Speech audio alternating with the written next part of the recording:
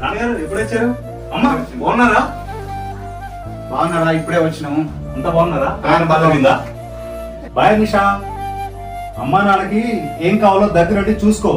నాకు తెలుసులేండి, నేను చూసుకుంటాను. మీకు లేట్ అవుతుంది, ఆఫీస్కి వెళ్ళండి.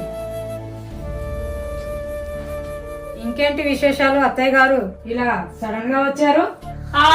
నీకేం చెప్పి రావాలా ఏంటి? నా పొడిగింటి రావడానికి పోవడానికి ఏంటో మా జీవితాలు.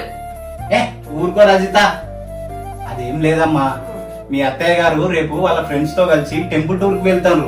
1 వీక్ రాదు. 1 వీక్ వండి పెట్టేటోళ్ళు లేరు కదమ్మా. 1 వీక్ ఇటు ఉందామని వచ్చిన. అబ్బా రాహుల్, ఇయ్యాలైనా ఉందా లేదా? అబ్బా నిషా, ఇసుకించుకు నన్ను. వెళ్ళి పడుకో. చేసేదేముంది, రోజు ముడుచుకొని పండుకోవట్లేనా? ఈ రోజు కూడా ముడుచుకొనే పండుకుంటా. సర్లే జరుగు, పడుకుంటా నేను కూడా.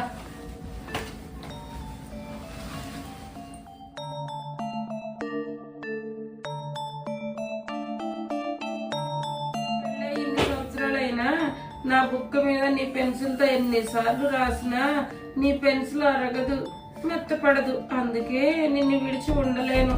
వారం రోజులు ఊరికి వెళ్ళాలంటే ఏదోలా ఉంది. నీకు తెలుసు కదనే రజిత, వారం రోజులు అన్నం తినకుండా ఉండమన్నా ఉంటాను గాని నీ బుక్ మీద 3 సార్లు రాయకుండా ఉండగలనా?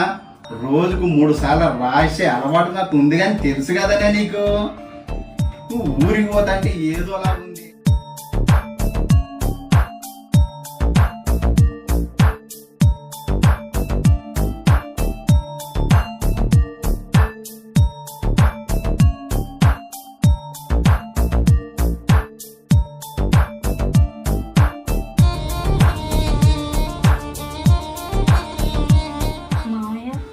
ఎక్సర్సైజ్ చేసే అలవాటు ఉన్నావా?